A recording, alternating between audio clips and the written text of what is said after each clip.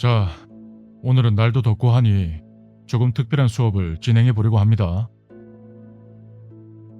문예 창작과 작문 수업을 담당하는 김현태 교수는 빔 프로젝트 스크린 화면에 어떤 인터넷 사이트를 띄웠다. 예전에 제가 즐겨봤던 공포 사이트에 올라온 글 중에 하나인데 일단 한번 보도록 하죠. 각자 개인적으로 읽어보세요. 3번 죽은 할머니 이야기. 옛날에 우리 동네에는 3번 돌아가신 최할머니라는 분이 있었다. 할머니가 처음 돌아가신 건 70살 때였는데 사인은 급성 심장마비였다. 급히 병원으로 옮겨졌으나 사망 판정을 받고 숨을 거둔 할머니는 놀랍게도 3시간 뒤에 아무 일도 없었던 것처럼 깨어났고 마을 사람들은 기적이라며 잔치를 벌였다. 할머니는 전보다 말수가 줄어들긴 했지만 평소와 다름없이 잘 지냈다. 그로부터 3년 뒤 할머니는 또다시 노안으로 사망했다. 주민들은 할머니의 죽음을 슬퍼하며 장례를 치렀는데 장례식 이틀째가 되던 날에 관 속에 있던 할머니가 아무 일도 없었던 것처럼 일어나서 물을 찾았던 것이다. 그날 장례식에 참석한 사람들 모두 기겁을 하며 뒤집어졌는데 한 가지 다른 점이 있었다. 할머니가 첫 번째로 죽었다가 깨어났을 때는 아주 평온한 표정이었는데 두 번째로 깨어난 할머니는 심하게 겁을 먹은 얼굴로 벌벌 떨고 있었던 것이다. 그 후로 며칠이 지나자 할머니는 다시 멀쩡한 모습으로 마을을 돌아다녔고 그렇게 다시 3년이 지나서 할머니는 또다시 임종을 준비하고 있었다. 평소 최할머니와 친했던 건너마을 김할머니가 찾아왔는데 김할머니는 최할머니에게 이렇게 물었다. 최씨, 내가 정말 궁금해서 그러는데 죽으면 어찌 되는가? 그 물음에 최할머니는 손짓으로 김할머니를 부르더니 그녀의 귀에 대고 어떤 말을 속삭였다. 그런데 그 말을 들은 김할머니의 얼굴이 차마 말로 표현할 수 없을 정도로 새파랗게 질려버렸다고 한다. 그리고 다음날 최할머니는 3번째 죽음을 맞이했다. 마을 사람들은 할머니가 또다시 깨어날 거라 기대하며 일주일간 상을 치렀는데 어찌된 일인지 할머니는 영영 깨어나지 않았다. 사람들은 할머니가 이번엔 정말로 돌아가셨다며 그녀를 양지 바른 곳에 묻었고 그 후로 며칠이 지났다.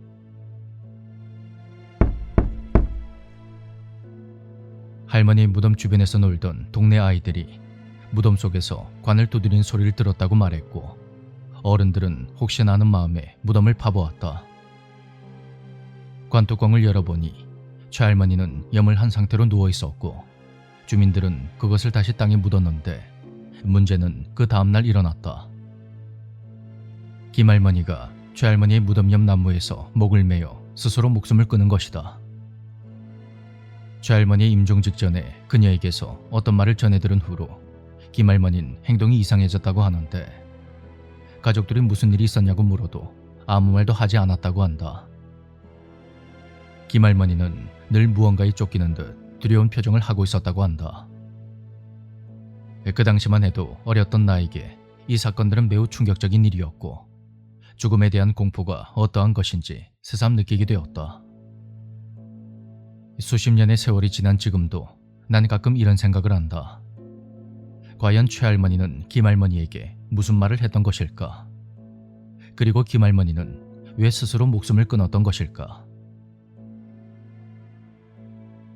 아마 공포 장르를 좋아하는 학생이라면 이 글을 한 번쯤 봤을 거라 생각하는데 본 사람 손 한번 들어볼까요? 그런 현태의 말에 강의실 안에 있던 40명의 학생들 중 절반 정도가 손을 들었다. 이번 시간에는 최할머니가 김할머니에게 어떤 말을 했을지 작문을 해봅시다. 작가의 상상력이 더해져서 얼마나 극적인 결말이 나올 수 있는지 시도를 해보자는 거죠. 제한 시간은 30분이고 수업이 끝나기 전에 각자 돌아가면서 발표해 봅시다. 상상력을 최대한 발휘하여 이야기를 완성해 봅시다. 자, 시작. 현태의 말이 끝나기 무섭게 학생들은 저마다 진지한 얼굴로 무언가를 써내려가기 시작했고 30분이 어느덧 훌쩍 지나갔다. 자, 다들 생각해 봤나요? 그럼 첫 번째 줄 학생부터 돌아가면서 발표합시다. 현태가 첫 줄에 앉은 여학생을 지목하자 그녀가 자신이 쓴 글을 수줍게 읽기 시작했다. 죽으면 어찌 되느냐고? 이마에 거대한 뿔이 달린 시퍼런 도깨비가 사지 육신을 갈기갈기 찢어서 불구덩이에 쳐넣기를 반복하지. 자네도 아마 그리 될 거야. 학생이 발표를 마치자 현태가 고개를 끄덕이며 말했다. 그럴 수도 있겠네요. 할머니 세대에서는 두려움의 대상이었던 도깨비를 이용해서 죽음에 대한 공포를 잘 표현했습니다. 그럼 다음 학생 발표해보죠. 암흑. 죽으면 아무것도 없는 암흑이 지속될 뿐이야. 내가 살아있는지 죽어있는지조차도 느끼지 못하는 허무 그 자체라네. 마치 연것 같은 시간만 존재하는 암흑 속이지. 그런 학생의 발표에 현태가 고개를 가로저었다. 학생이 죽음에 대한 생각은 많이 한 것 같아요. 그런데 화자는 임종 직전에 팔순이 다 된 어르신입니다. 그런 분이 자신이 죽기 직전에 이런 철학적인 말을 했을까요? 여러분들이 글을 쓸 때 끊임없이 생각해야 하는 것이 바로 캐릭터에 대한 이해입니다. 글은 오롯이 대화로만 캐릭터의 성격을 보여주기 때문에 캐릭터가 가지고 있을 법한 말투나 생각을 얼마나 효과적으로 표현해내느냐, 이것이 중요합니다. 그게 바로 작가의 능력인 거죠. 다음 학생 발표해볼까요? 아따, 죽으면 말이요. 먼저 커다란 강이 나와. 그 강을 따라서 배 한 척이 천천히 내려오는 뒤 배 위에 온통 검은 옷을 입은 머스마 한 명이 서 있단께. 아, 저 양반이 날 데리러 온 저승사자구나 딱 안다니께. 어찌나 오금이 저리는지 저승사자가 날 보고 배에 타라고 천천히 손짓을 하는 뒤 거기서 꼼짝도 못하고 그대로 끌려갔다니께. 그렇게 한 사흘인가 나흘인가 배를 타고 가니께 웬 시퍼런 꽃들이 우거지게 핀 들판에 날 내려주는 거요. 아따, 향기가 어찌나 좋던지 그걸 멍하니 쳐다보고 있은께 갑자기 하늘에서 천둥이 치면서 꽃들이 막 독사로 변해갖고 혀를 날름거리면서 막 다가오는 것이요. 근데 그 순간에 저 학생, 네? 지금까지 읽은 게 학생이 쓴 글 분량에서 어느 정도 되죠? 아직 절반도 못 읽었는데요. 아, 그래요? 누가 저를 대신해서 이 학생이 쓴 글의 아쉬운 점을 한번 말해볼까요?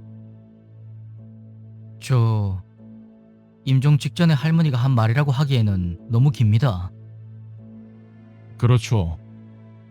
괴담의 흐름으로 봤을 때 임종 직전에 최할머니가 김할머니에게 들려줄 이야기는 글로 표현하자면 2줄 이상이 넘어가면 안 됩니다. 최할머니는 간신히 말을 할 수 있을 정도의 상태일 테니까요. 물론 할머니들이 쓸 법한 사투리로 대화를 표현한 것은 아주 잘했지만 먼저 글의 전반적인 흐름과 상황을 이해해야 됩니다. 자, 다음 학생. 그 뒤로 이어서 학생들이 발표한 글들은 대부분 죽음에 대한 근원적인 공포, 그리고 지옥이 얼마나 끔찍하고 무서운 곳인지, 그곳에서 어떠한 고통을 겪게 되는지를 표현하는 내용이었다. 마지막 학생까지 발표를 마쳤는데 솔직히 좀 아쉽네요. 물론 최할머니가 김할머니에게 뭐라고 했는지 그것에 대한 정답은 없습니다. 하지만 여러분들은 작가로서의 상상력이 아직은 많이 부족한 것 같아요. 그런 현태의 말에 강의실이 일순간 쥐죽은 듯 조용해졌다. 그래도 시도 자체는 좋았습니다. 이러한 노력들은 여러분이 성장하는 원동력이 될 겁니다. 그럼 예전에 여러분의 선배가 발표했던 장문 하나를 들려드리면서 오늘 강의를 마치도록 하겠습니다. 현태가 짧은 글이 쓰여진 A4 용지 하나를 집어들고 차분하게 읽기 시작했다.